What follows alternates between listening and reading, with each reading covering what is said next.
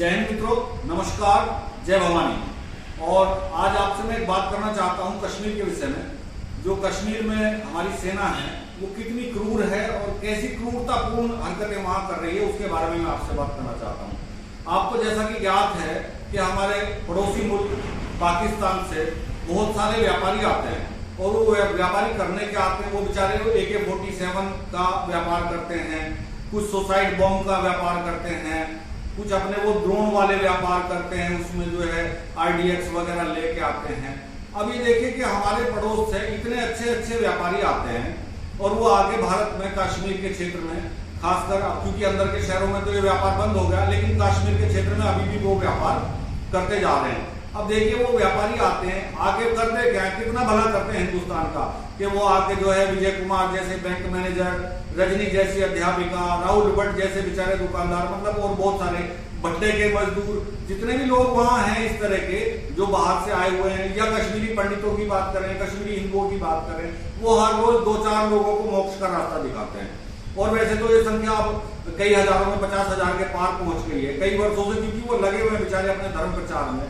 लेकिन मुझे दिक्कत इस बात से है कि हमारी जो भारतीय सेना है ऐसे व्यापारियों को मौत के घाट उतार रही है, मतलब कितना अन्याय उन पर कर रही है।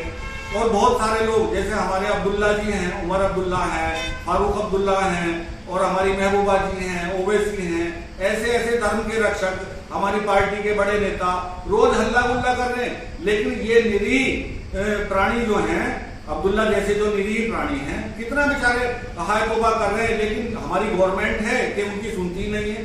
भाई वो सीधी सीधी बात कर रहे हैं कि इसे कश्मीर को पाकिस्तान को दे दो। क्या जाता है इसमें भारत की सरकार का या हमारे देश का क्या जाता है, दे दो कश्मीर को, पाकिस्तान को कोई फर्क नहीं पड़ता। नहीं तो इसी तरह से जो है ये शांति दूत जो है कश्मीरियों को बेचारों को अपना शिकार बनाते रहेंगे, उन्हें मोक्ष का रास्ता दिखाते रहेंगे। बेशर्म इतने हो गए हैं कि ये क्या कहते हैं, क्या करते हैं, इन्हें अपने शब्दों का, अपनी मर्यादा का किसी तरह का कोई भी ध्यान नहीं है। इनसे कोई पूछने वाला हो, ये जो AK-47 लेके RDX लेके इधर आ रहे हैं, सीमा पार करते हैं, भाई ये कौन से व्यापार को बढ़ोतरी कर रहे हैं भारत के। अब्दुल्ला खानदान पूरी जिंदगी हो गई लगा के ऊपर से नीचे तक, जिस 3 श्रेणी इनकी हो गई सत्ता में, वो है इसका तुम्हारा महबूबा खानदान का मामला है। तो ये तीन पीढ़ियां जो है इनकी इसी क्षेत्र का, कश्मीर और जम्मू का खा रहे हैं। ये हरामखोर जो है इसका खा के देश का, और बात हमेशा करते हैं पाकिस्तान की।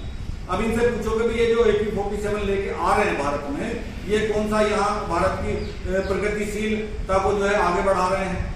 जो ये लोग मार दिए गए, अब जैसे विजय कुमार की बात करें, 90 दिन की उसकी शादी को केवल 90 दिन हुए थे, 90 दिन की विधवा का आप जाके हाल देखिए, जरा पूछिए उनसे क्या हाल हुआ होगा। तो मैं शांति दूतों से पूछना चाहता हूँ, ये ओवैसी अब्दुल्ला जैसे जो ये चीखते हैं, चिल्लाते हैं, मदनी जैसे, क्या आप वहां गए? आप जब जो ये पत्थर फेंकने वाले शांति दूत हैं, आप उनको तो बहुत चिल्लाते हैं, लेकिन क्या आप रजनी के बच्चों का हाल पूछने गए? क्या आप विजय के बच्चों का हाल पूछने गए? अरे उस विधवा को देखिए जो 4 दिन पहले जिसकी हाथ की मेहंदी नहीं सूखी है, वो सुहागन थी और 4 दिन बाद वो विधवा हो गई। क्या आपने राहुल भट्ट के बच्चों के बारे में जानकारी ली? मतलब इतने सारे उदाहरण हैं, उनका मैं वर्णन नहीं कर सकता। लेकिन अगर वर्णन करने पे आया जाए तो इनसे पूछा जाए कि भाई आप जो इन शांति दूतों के पक्ष में खड़े हो, आप पाकिस्तान में हो जी रहे हो या हिंदुस्तान में जी रहे हो? अगर आप पाकिस्तान बनाना चाहते हो इसे, तो आपकी बहुत बड़ी गलतफहमी है, आप बहुत बड़े अपराध के भागी हैं। लेकिन मैं फिर कह रहा हूं, ये भारत सरकार आपको पुरस्कृत करती है और करना चाहिए, क्योंकि आप एक देश को जो है छोटे छोटे टुकड़ों में बांट के और उसकी उन्नति का रास्ता प्रशस्त कर रहे हैं। आपको मेरे शब्द बड़े अजीब लग रहे होंगे, आज पता नहीं आज ये आदमी क्या कर रहा है, लेकिन ये मन की पीड़ा है, अंदर की पीड़ा है जो मैं आपके सामने व्यक्त कर रहा हूं।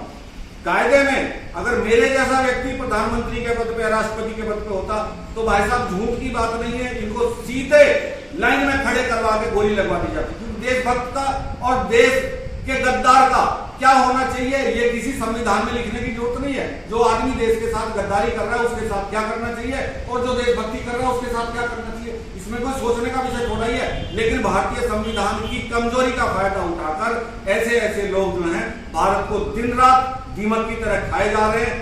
लेकिन इसके लिए मैं फिर कह रहा हूं कि इस भारत देश को खड़ा होना होगा, इस नौजवानों को खड़ा होना होगा, भारत की वीरांगनाओं को खड़ा होना होगा। नहीं तो इस तरह के जो लोग हैं ये दीमक की तरह चाटते रहेंगे, हमें नुकसान पहुंचाते रहेंगे। ये AK-47 का व्यापार, ये RDX का व्यापार इसी तरह से चलता रहेगा। और मैं अब नमन करता हूं उन सैनिकों को जो इनको सही रास्ता दिखा रहे हैं, इनको इनकी जगह ठीक जगह पे पहुंचा रहे हैं। मैं कहता हूं कि लाश भी, ये जो लाश बरामद कराते हैं, लाश भी इनकी नहीं मिलनी चाहिए, फेंक दो खाइयों में इनकी लाशों को। क्या करना है इनकी लाशों का? क्या दिखाना है कि ये 2 मरे 4 मरे, ये 50 मरे तब 2 बताओ। इनका ये हाल होना चाहिए। और अगर मेरे शब्द आपको अच्छे लग रहे हैं तो कृपया इनको शेयर करें। मिलता हूं अगले वीडियो में आपसे। जय हिंद, जय भवानी।